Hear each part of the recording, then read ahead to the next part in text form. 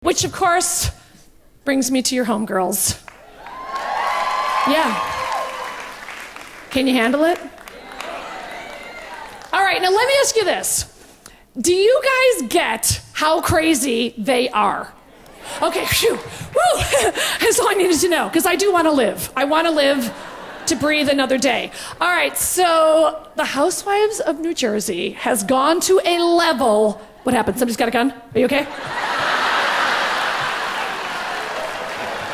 Shoot her.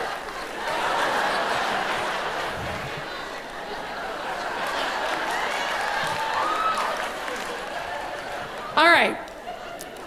So the Housewives of Jersey starts, and, you know, I'm loving every minute of it. And I honestly thought it was going to be a sweet and innocent series about a nice mafia family and how they injure and maim each other. Oh, no. It turns out there's one chick on there who's like the fucking ones in the mafia are scared of her. All right. So, first of all, everything's in cash with you people? Nobody writes a fucking check here? The whole goddamn state? Anybody? Taxes, maybe? The characters on this show are so over the top. First of all, it's all about the boobies. How are the boobies? Are boobies too big, boobies too little, boobies too big, boobies. I don't know how many B's are in the word boobies, but there's at least 7 that I've counted. Boobies. It's all about the boobies. Then there's the one woman who doesn't have the boobies, but she's got an ass, and her husband, who she calls Juicy. Luckily, he's an ass man, and he doesn't care about the boobies, FYI. All right, so they show Juicy. I don't know if that's his baptismal name. I don't know. But I know him as Juicy. And he is so roided out of his fucking gourd that his nuts are this big, his dick is this big, and now I know why he's called Juicy, because he is shooting himself up with juice on a daily basis. Hello, Juicy. All right. And pays, oh, by the way, do you like how on that show, are you guys all in construction? Is that... The whole fucking state's in construction? There's no other vocation? Nobody's a flight attendant? Everybody's in construction?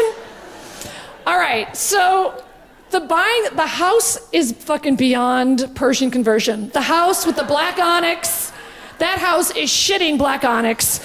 And then the one with the boobies is there, and she's got the Kangol hat, and of course the scrunchy hair that she uses frizzies on. I know that drill. And Juicy is there paying for everything in cash.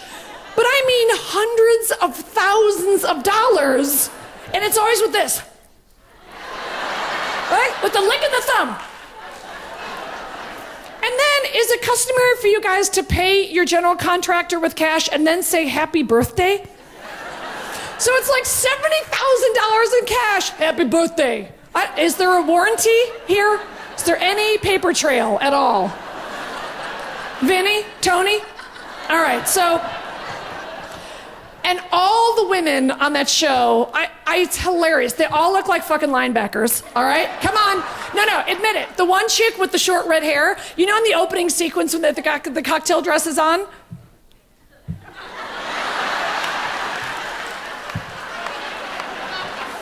You cannot buy a waist on that show. They are all straight up and down. They scrimmage. They got shoulder pads. They have numbers. They're quite a team. And the one without the boobies, who's got the 2 kids that are going to become models. Let's cut the shit, shall we? That's right, she got the 3 kids. These are not attractive children. I'm sorry, Jersey. Either you can take it or not. But the names kill me. First of all, one of them is named Gia. Now, you know, this is so fucked up. You know she named that kid after Gia Karanji. You know she named that kid after supermodel Gia Karanji, who was a cocaine addict who died of AIDS. So someday that kid's gonna go, Mommy, who am I named after? And then the other one is named Melania. Now, you know it's named after her. She's named after her idol, Melania Trump, who, of course, we've discussed in detail as a very celebrated Romanian prostitute. And homemaker. All right, so the show is going along, and like I said, we think it's just going to be about these women, and then there's kind of all related, but then it turns out we were wrong, weren't we? Turns out the whole show is about a dude named Danielle. That's right. There's a dude on this show named Danielle that has an entirely different identity altogether. And by the way, leave it to the geniuses at Bravo to not even do a fucking Google search. And apparently her real name is like Beverly Merrill or something. And I mean, this is hardcore. There's a mug shot, and it's on Gawker and Defamer and Smoking Gun.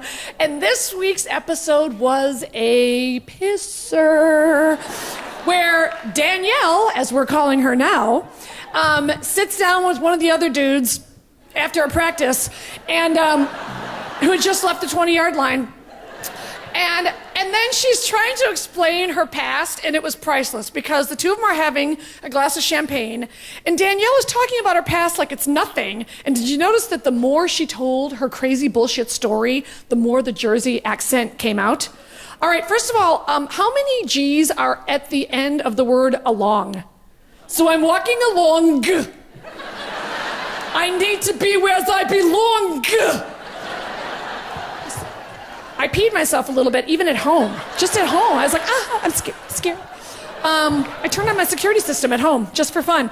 All right, so here's the deal. When you're busted, okay? Your mugshot is all over the news, all over the internet, and you just gotta own it, okay? When you've been busted for being a dancer in Las Vegas, where all dancers come from. By the way, I feel bad for strippers. I feel like they can't get a fucking break. Like, it's so shameful to be a stripper. Can't you just say stripper? No, there's no dancers in Las Vegas. There's strippers who later on, fuck you for money. But also they stretch. Come on, it's not like she's Twyla Tharp, okay? All right, so she's describing how when she was a dancer in Las Vegas, and there might have been a little cocaine and extortion and a little kidnapping. Now, how do you kidnap someone a little? You just take them a few blocks, you decide to lower the ransom. How do you slightly kidnap someone? So she's telling the story, and they've got the champagne like it's fucking high tea, and her story about getting busted is so genius because she actually said, well, I had come home from a modeling job, whore, and modeling job.